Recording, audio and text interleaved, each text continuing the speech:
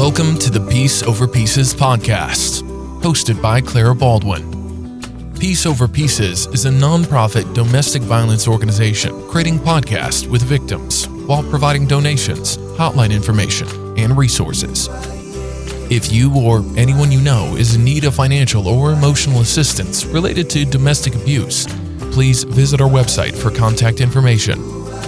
Now, without further ado, please enjoy the next episode.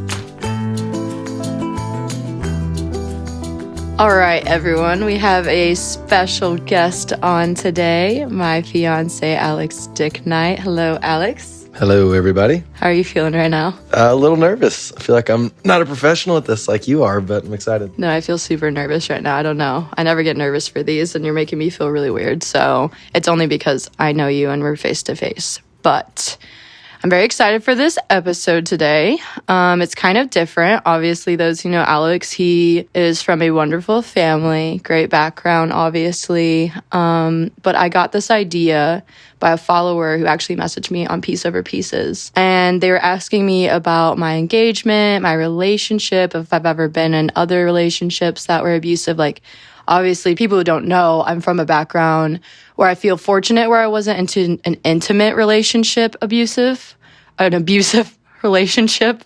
I was rather in a upbringing where my dad was abusive, just to make things clear. So anyways, this follower was messaging me, we were having a conversation, and she was just asking about like who my fiance was and, how does he cope and deal with my relationship and how he deals with that, because a lot of the people I talk to are honestly transitioning out of abusive relationships and have given up on love, or they're just very jaded and discouraged. So I thought this episode was pretty important because I was in one time that place where I felt like I didn't really believe in love, just watching my parents grow up. And I think it's a very important unspoken topic because you can feel so lonely afterwards and you don't know where to start with relationships and dating. So anyways, I haven't told Alex what exactly we're talking about completely, but that is what we are going to hit on. So first of all, let's just introduce you. Do you want to tell listeners who you are and how we met, possibly? Again, my name is Alex, and I grew up in a small town called Westphalia, Missouri. It was population about 400, so just a lot of people that were very similar to me. And went to high school and went to college at Westminster, which is obviously where I met Clara. And just as far as growing up, I had I would call it pretty normal upbringing. I've got 3 younger siblings. My parents have been together for about 25 years and never really got to experience much on the whole domestic violence topic. So that was kind of my upbringing, and definitely it took some getting used to, I guess I would say. As far as our relationship, that would kind of generalize my upbringing. Mm-hmm. Yeah. His family is truly amazing, and so is mine. I don't want to discredit mine. I have a great mom and siblings. Obviously, my dad was the abusive component of my family, and he's no longer in my life. But yeah, so I guess I'm going to start out these topics with questions that I haven't prepped Alex on. I wanted this to be very candid, very authentic. So I didn't tell him any of these questions. So he's just going to answer transparently, and then we'll see where that conversation takes us. So my first question for you was, what were your thoughts about abuse in general before you met me? Did you ever think about it? And if you did, what were your thoughts on it? Yeah, I almost kind of feel guilty or lucky, but no, I really have never had thoughts on abuse. Again, I never really saw it other than, the typical, dad comes home late from work and mom's not happy, or, things of that nature, but never ever did I see any kind of abuse. So again, I wouldn't really say I ever had any thoughts on it. None of my friends never really went through it, and just was never a part of my life growing up. So yeah, like I said, I would say I was very, very kind of starstruck as far as what that scene looked like, and kind of starting to see people going through that, obviously as you've done Peace Over Pieces, and I see that more, in other people's lives. It's definitely shocking to me. And I feel like it would be for a lot of other people that, were maybe like me and not realizing that stuff was going on. Yeah. It's honest. I guess, what are your thoughts about abuse right now after hearing so much about it? On the day I'm bringing you stories from people in my DMs, or we just talk about the news all the time if we see it. So what do you think now after watching me work on Piece Over Pieces and being around that organization so much? I would kind of compare it to like, if you're getting ready to go buy a car or something and you never really notice that car, but then now that you're seeing it and thinking about it, it's everywhere. I would probably say the same thing about abuse. Now that I kind of hear what's going on and I'm paying attention to it, it's just insane how much it actually happens. At this time that we're recording this, our video just came out, I believe it was last week, of a former NFL player. I was going to hit that. Abuse with his girlfriend or whatever. And it's just insane. And I even had a couple of my friends reach out about that. And again, a lot of us grew up in that small town environment where we didn't really have to experience that. And again, it just blows my mind how often it happens. And from what I can tell, how little awareness there is on the topic. So, obviously, I think it's pretty cool that you're doing it. Yeah, that night we were about to go to bed, I believe, and we brought up the Zach Stacy case. That's that video I posted about already on Piece Over Pieces, and it's super, super frustrating and hard to watch. But basically, you were saying that one of your friends messaged you and said, I basically love the organization and wanted to support it, but I didn't really know the depths of it until I saw that video. And I guess, that video is unfortunate that it came out, but it did open a lot of eyes to how severely drastic situations can be. Yeah, for sure. Like I said, I just never realized that stuff went on. And then, I think even if I did think about stuff going on, I thought maybe, somebody got hit on the arm or something, or they grabbed him by the arm. Like, that was to the extent that I kind of thought abuse was. I never really realized that it could get to that point. And again, just seeing or hearing about that many people that are in the situation is just crazy. And knowing that for a lot of, women and men, I'm sure, in the situation, but the women obviously come to mind whenever I think of it, and just how hopeless the situation can be. That's kind of where I see the problem, and where I'd probably like to help the most is just being able to help people get out of that situation who are in it. So yeah. Okay, so we're going to get in some personal, juicy questions here. Okay, question number 1. Did it frustrate you to not be able to meet my dad when we first met? Yeah, it definitely frustrated me. I think I voiced that to you multiple times whenever we were first talking there. I just didn't understand. Again, not to keep referencing my own family, but again, I've just never had a situation like that. So I didn't understand why, I wouldn't be able to. Any other person that I've talked to or whatever, that was never a problem. So, I just didn't really understand, to the extent of the situation. I think that probably goes back to me, like I said earlier, thinking that even if somebody was in an abusive situation, it could never be to that point, or to a point where you wouldn't let me even, meet the person. So, it was definitely frustrating whenever I wasn't able to do that. It was just confusing too. Yeah, it's super hard because this is definitely an unspoken topic of anyone who is from my background. I think me and Cristo, my last guest, hit on this, but it's hard growing up when you're just trying to be normal, because obviously I would say in middle school, high school, I had, a lot going on, organization, sports, and everything. And all you want to do at that age is to be liked and not looked at as somewhat of an outcast. And I feel like, coming from that kind of family, it's very isolating, very lonely. You don't talk to anyone about it because at that age, you don't have that depth really emotionally or intelligence-wise, if that makes sense. Like, you don't talk about that stuff, and it can be very, very just lonely. And going into college when we first met, I remember promising myself one thing, and that was like, I'm not going to bring up my dad in that next relationship I have. Like, I'm tired of it being a factor in every relationship I have, and I just want to not talk about it and not be seen as something different. And I get, you for sure remember like me being like, I don't want to tell you. Like, the first 6 months we dated, I was like, I'm not going to tell you. I don't want you to look at me differently. I still have an amazing family. I'm just like, I don't want to bring out any of that. I definitely remember that. And little side note, I have still yet to meet him. So maybe looking forward to that. But yeah, again, as I've kind of learned more about the situation, obviously I know everything now, but as I learn more about it, I do definitely understand why there was that wall that was put up. And I feel like I become more and more knowledgeable on the domestic violence topic every day. So again, everything kind of makes more sense now, but definitely at the beginning, there was frustration and confusion there. Yeah, for sure. And we are on a quest to meet up with my dad one day. It's just kind of, put back a little bit, but one day, let's see. Is there anything you've noticed about me that you think is because I had a different childhood growing up and was around that situation? Like personality-wise, anything. I feel like I'm going to get in trouble. No. It's cards on the table, lay it out. I will not get offended. Obviously the first thing that would come to mind is you falling asleep and waking up throughout the night. I know you have like nightmares and stuff and things, things of that nature.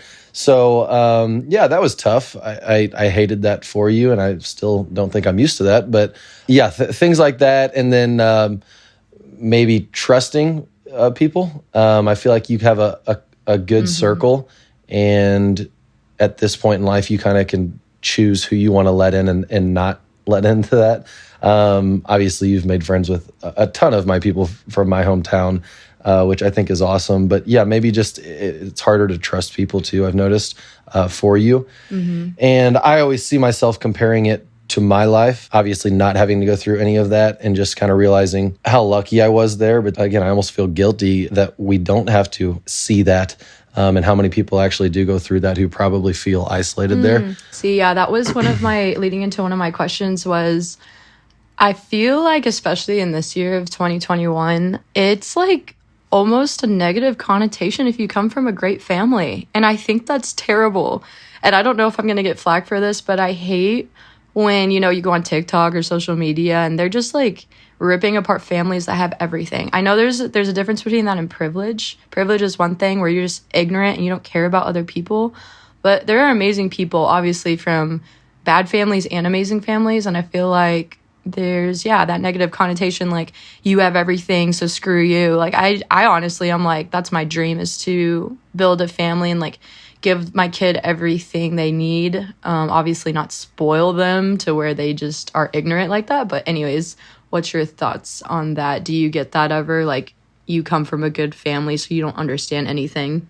Yeah, I do. And I try to do my best with kind of seeing people's sides of things and understanding where they came from and what they've gone through. And I try to realize the fact that, yes, I was very blessed to come from the family that I come from. And, just again, try to see other people's situations. And maybe if they didn't come from that point of life, that, they can still be a really good person. And obviously I see a lot of successful people that didn't come from good families. So I don't think it has anything to do with who you are. I think each person can kind of make their own their own life there. But definitely I try to understand where people came from and realize how blessed that I was to grow up where I did. Word. I agree. I read an article today, and it lists the top traits to display when in a relationship with someone from an abusive past. Can you guess what those traits are? What traits to withhold when you're in a relationship with someone who has always had their guard up and they were in an abusive situation? So you want me to guess which traits? Yeah, give me just a few on top of your head. What do you think is key to comforting someone from an abusive past? I would guess the ability to listen, because sometimes... Boom. Number one. Okay.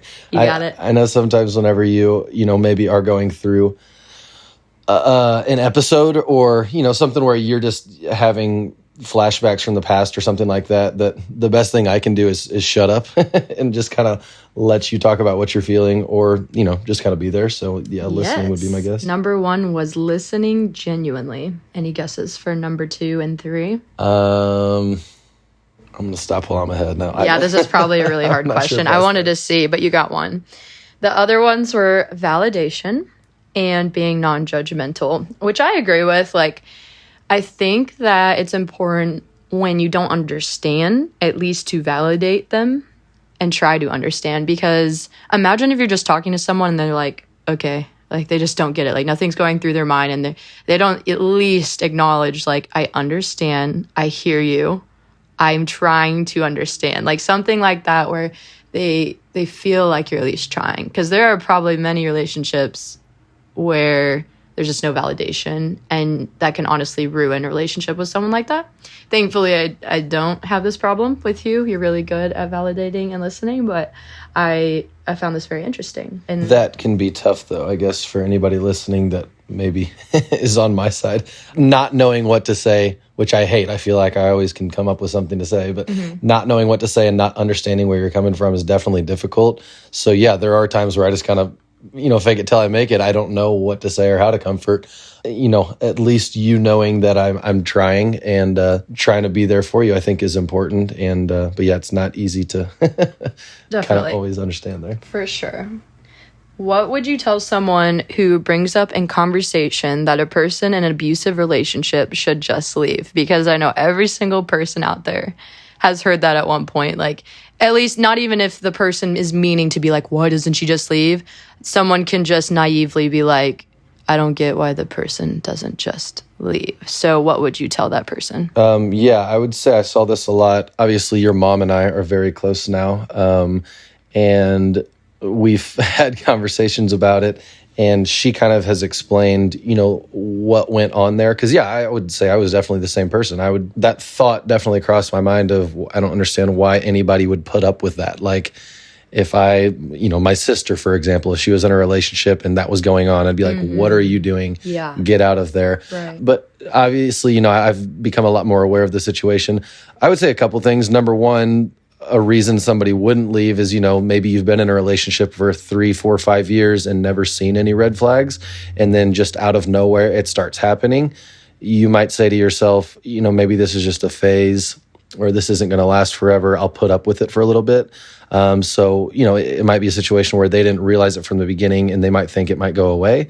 So they're going to kind of stick around until that hopefully happens. But then also just resources. I think that was a big thing that I'm learning too is, say you've got a kid with that person or, your spouse is the breadwinner and, you don't have the resources to even go make it out on your own if you wanted to leave, or they have control over the finances, or there's a lot of different situations that would cause a person to not just, pick up and leave, as easy as that sounds. And I think as somebody maybe talking, if you have a friend going through it or something like that, I think that would be something to avoid because it makes you sound ignorant saying, why not just leave? Obviously, if it was that simple, they would have done that already. So I think it comes back to kind of empathy there and trying to put yourself in their situation and understanding what they've got going on. But yeah, again, I just think there's a lot of situations that cause people to not be able to do that. And, for us to be able to support them and give them resources, for example, with Peace Over Pieces, giving money to people that are in those situations to help them. I mean, even if it's $100 to where they can fill up their gas tank a couple times and get the heck out of the state and go to somewhere else, Yeah. There are many men and women who message Peace Over Pieces weekly and they're just begging for $50 and they have kids. That's just perspective. Like, imagine you're in such a long relationship with children and you can't leave because all you're thinking about is your kids. Like, especially when you're a parent, you put those kids first. You're like, I'm going to go through whatever I need to go through just to make sure they are fed and they have a stable environment. Because that's, I guess, what I went through. My mom wanted to leave many, many times, but my dad had the sole bank account, which is in the majority of abusive relationships. The abuser has his name or her name on the account, and they control all the finances as a way to grip you and keep you into the relationship. That happened in my family for 20 years. My mom left with $100, and it changed our life forever. Like, my life, my brother's life, my sister's life, her life. We all have such a great life now because of that $100. So I guess I'm just emphasizing, like, to just leave is way harder than it seems. Because imagine, like, my mom lived out of a car and she had to leave her kids and flee the state because I guess you just have to remember, like, a person that crazy is going to do crazy things to find you and get you back. So it's hard to leave. So I guess the closing question for you. You're about to turn 25 in about, 2 weeks? And you've learned a lot about relationships thus far in your life. What is your advice for a healthy and balanced relationship? I guess number one would be to not put pressure on yourself. I know I sure as heck wasn't looking for a relationship whenever I found my current relationship. I think it just kind of, when it's meant to happen, it'll happen. But I think the biggest thing I would recommend is, if you're looking for that perfect person, or, you want this partner that is going to live up to these standards, I think the first thing you need to do is kind of look in the mirror there. Become that person that you want to attract into your life. Like that. And, don't worry about when am I going to find them? Where am I going to find them? Instead, work on yourself and become the best version of yourself. And it's going to become a lot easier to attract that person that you're looking for.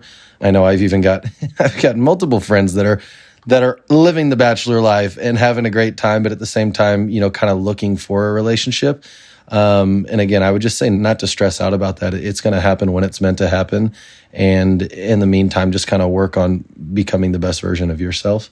And then as far as, having a healthy relationship, once you get into one, would be to continue to treat that person, the same way that you treated them whenever you first got them.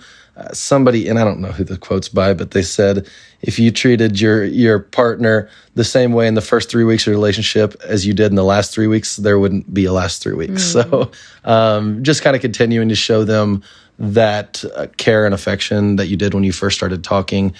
And I think that's really going to help your relationship as it goes. Yeah, I agree. And yeah, I mean, you said it very well, but again, relaying that a healthy relationship, it's just not getting into routine, in my opinion. Like, show your appreciation, try to show balance. We all of us, I don't think there's one person who could say they didn't have a bad relationship or toxicity in their life or an abusive something in some way. No one's perfect, but if you constantly try for that other person and put forth that effort, show them you love them, I feel like most of the time it's going to turn out to be okay. So I guess that's it. Oh my gosh, we did it. Any last words before we close up? No, I'm glad to have finally been invited on. I've heard a lot of these filmed and I enjoy listening to them. And I hope they do bring awareness, because I know that's your main goal with this, is just if you can help one or two people, that's going to make a difference. So I hope people continue to tune in, because I think you really are kind of bringing on good guests and you're helping people with what you're doing. Thank you for coming on. And another announcement is Peace Over Pieces is top 10 nonprofit podcasts in the United States. We have so many downloads and traffic coming in lately, and just thank you everyone for supporting and donating and just listening. Even the conversations is such a big difference. So thank you.